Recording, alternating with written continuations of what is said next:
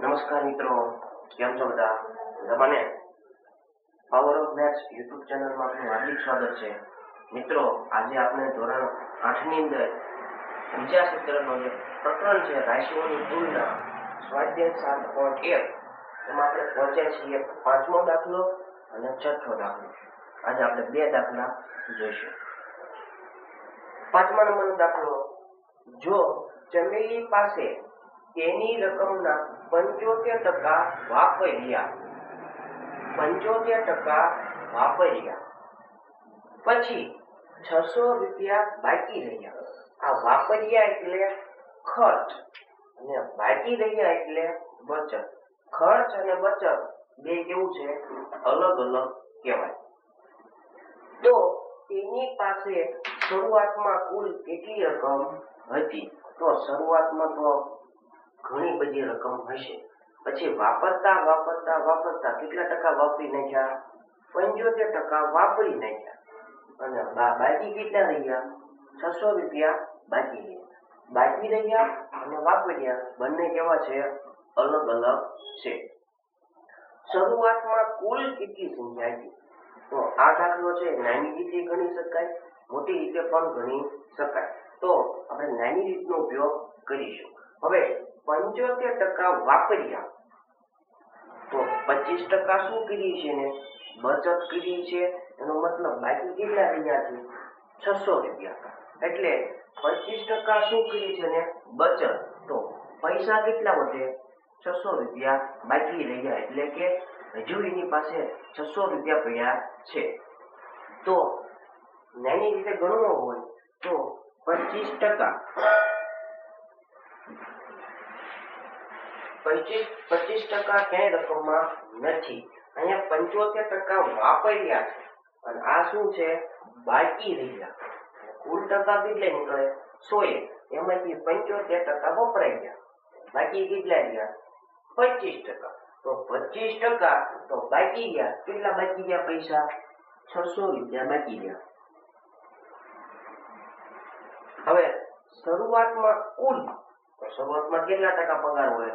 100% પગાર હોય તો 100% બરાબર કેટલા? ગુણાકાર 100 ગુણ્યા 600 છેદમાં 25. 25 ના ઘડિયામાં 100. 25 ચોક 100. 4 ગુણ્યા 600. 6 ચોક 2400. એની શરૂઆતમાં કુલ કેટલી રકમ હતી? 2400 રૂપિયા હતી. આ નાની રીતે આપણે દાખલો કરીએ. આમાં થોડું તમારે વિચારવું પડે, પણ સિમ્પલ છે. 75% વાપર્યા છે તો બાકી કેટલા રહ્યા ટકા?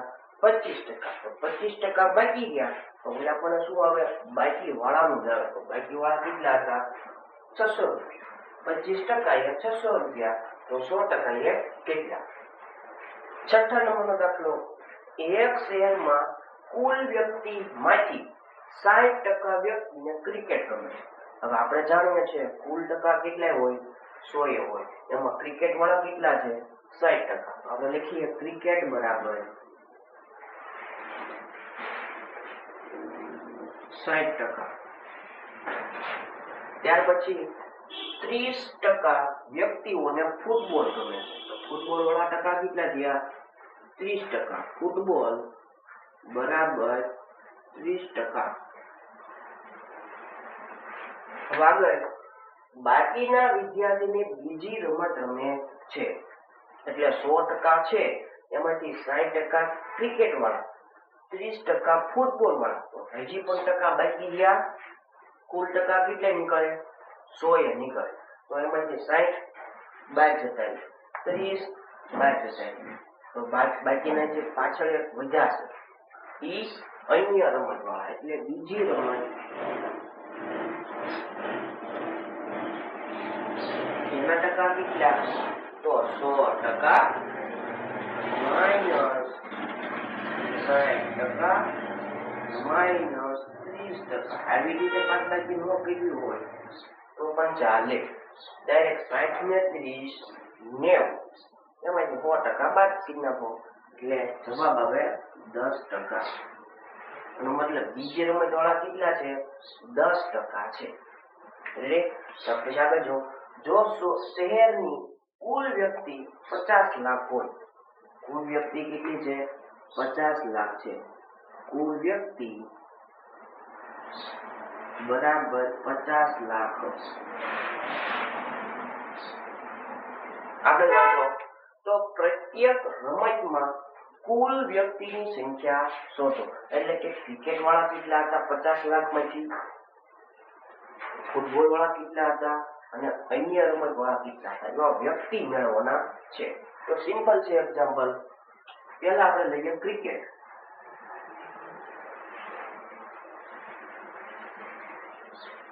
હવે 50 લાખ વ્યક્તિ છે, એના કેટલા ટકા ક્રિકેટ વાળા છે? 60%. 50 લાખ વ્યક્તિ ક્રિકેટ વાળા છે, એના કેટલા ટકા? 60% ના 50 લાખ ના 60%. આપણે આવા દાખલા તો શીખી ગયા છીએ. ના એટલે ગુણાકાર. 50 લાખ ગુણ્યા 60.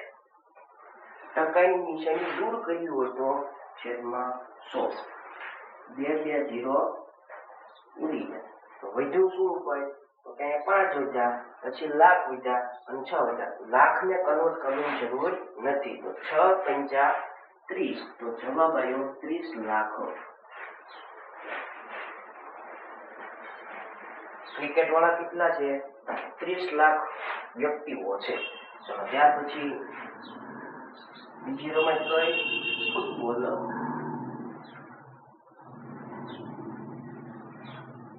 કુલ વ્યક્તિ કેટલા? 50 લાખ. એમાંથી ફૂટબોલના ટકા કેટલા? 30.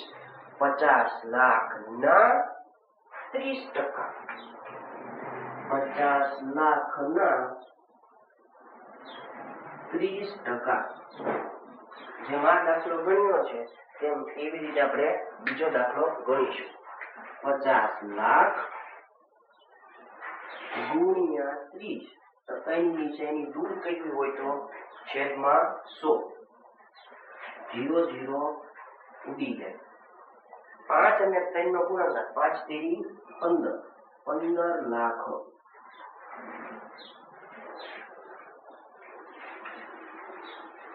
ત્યાર પછી બીજી રમત વાળા એના વ્યક્તિ મેળવવા છે. બીજી વ્યક્તિ અથવા બીજી રમત એટલે કે અન્ય રમત. કુલ કેટલા વ્યક્તિઓ છે? 50 લાખ. એ 50 લાખ માંથી કેટલા બીજી રમત વાળા? 10%. 50 લાખ ના 10%. 50 લાખ ના એટલે ગુણાકાર. ટકાની નિશાની દૂર કરી હોય તો છેદમાં 100. 0 0 ઉડાડી દઈએ તો શું વચ્ચે?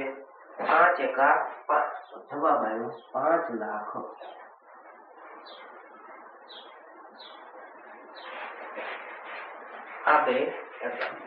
હવે નેક્સ્ટ વિડીયોમાં આપણે સ્વાધ્યાય 7.2 માં આપણે પહેલો દાખલો અને બીજા દાખલા વિશે અભ્યાસ કરીશું. મિત્રો, ચેનલને લાઈક, શેર અને સબસ્ક્રાઇબ કરવાનું ભૂલતા નહીં અને તમારા મિત્રને પણ વિડીયો શેર કરજો.